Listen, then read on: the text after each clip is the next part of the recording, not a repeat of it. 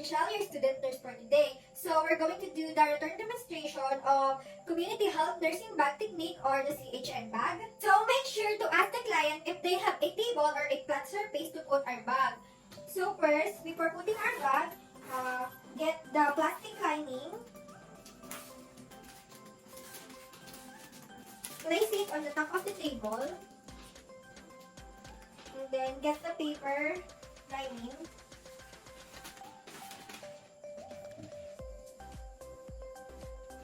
And then the paper waste bag.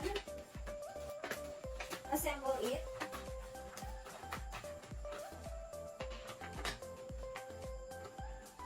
To the side. And then we can put our bag here on the top of the paper lining.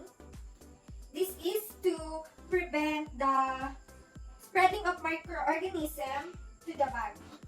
I have an apron,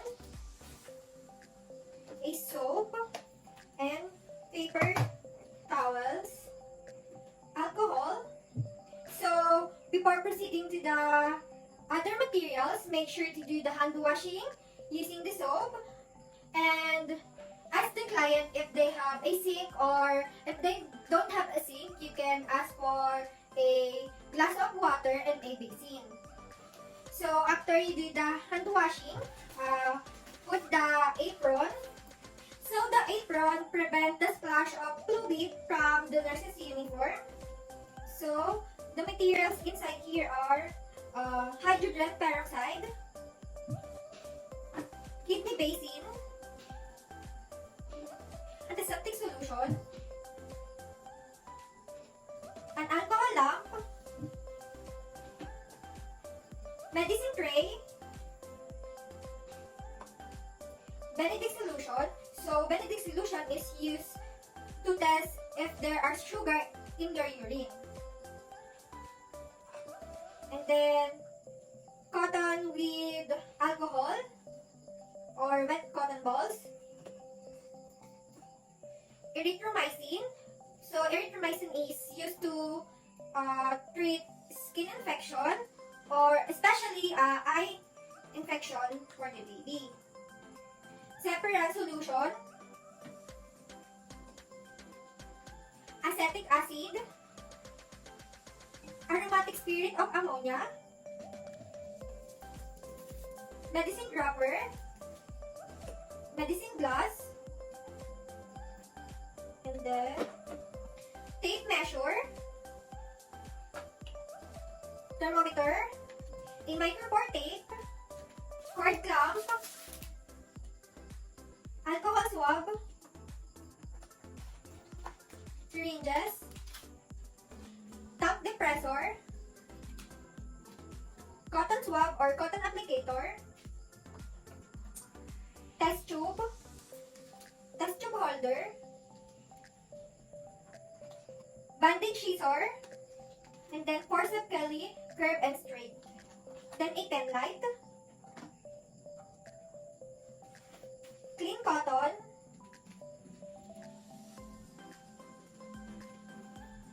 clean gloves, bandage or gauze pad, and then latex surgical gloves.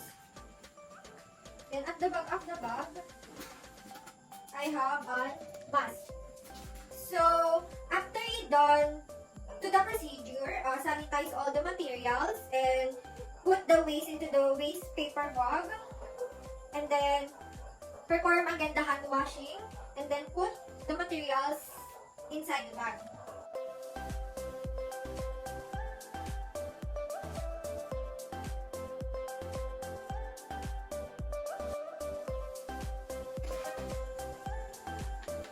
Close the paper bag or the waste bag. Then put inside your bag. And then dispose the paper and the plastic lining. Put it inside your bag and dispose after. And after that, document the procedure and schedule when you can visit them again. So now I'm going to do the Leopold's maneuver. So Leopold's maneuver has a forgive. This is done to know the fetal lie or fetal presentation of the baby and done after 30 weeks of pregnancy. Make sure to close the curtain to provide the privacy to the patient. So after providing privacy to the client, introduce yourself and ask how can you address the client. Good day, ma'am. I am Christine, your nurse for today. So may I know your name and birthday po? How would you like me to address you po? Okay. So, after that, document the client's medical record and history and explain the procedure that you are going to do and why it is necessary. So, ma'am, may you allow me to explain po the procedure po? So, I will be doing Leopold's maneuver. So, Leopold's maneuver is to determine the fetal lie and fetal presentation of the fetus inside your mom. So, before we proceed into the procedure po, pwede po muna kayong umihi. This will provide comfort for you po and to accurately measure the pundit height of the baby. Position the client into the dorsal recumbent position or supine position. Make sure to do the hand washing and then place the pillow or roll towel at the back of the spine of the client. And then after that, put the blanket to the patient to provide comfort.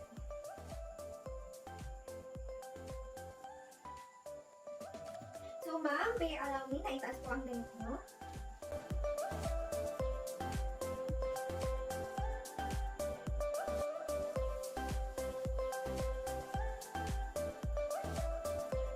So for the first maneuver, we're going to determine the presentation of the baby or the fetal lie and to know if it's bridge or cephalic. Bridge, it is round, hard, and movable. And cephalic, it is soft or small. So I'm going now to pour my hand into the triangle and then palpate right here. Palpate and document the necessary findings.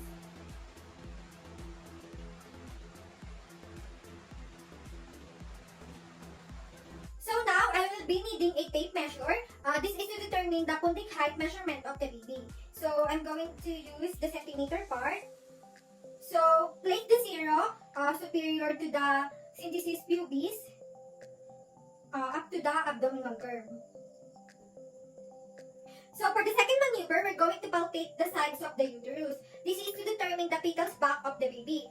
It is important for us to determine the fetal's back of the baby for us to know where we can auscultate the heart rate or heartbeat of the baby. So observe that my other hand is stationary for a while my other hand is moving. From top to bottom, palpate it.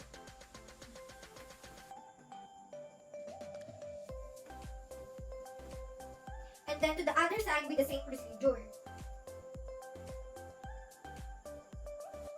So we can determine the fetal's back because it is hard, flat, and has a resistant surface. So for the third maneuver, I'm going to form an L shape to my hand and then place it above the symphysis pubis. So we're going to observe the degree of engagement. We're going to move it from side to side. So it is movable, which means that it is not engaged. So if it's not immovable, which means that it is already engaged. So now I'm going to do the fourth maneuver or the last maneuver. So for the first, second, and third maneuver, we are placing the client. So for the fourth maneuver, we're gonna place the foot of the client.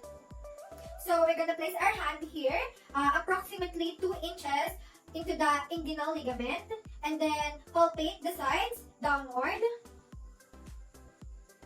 So this is to assess the degree of flexion.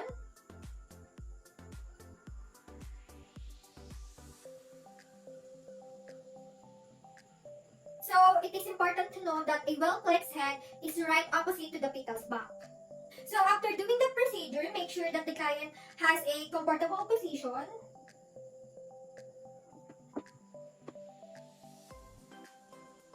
So after that, do the hand washing and then document the procedure or any necessary findings.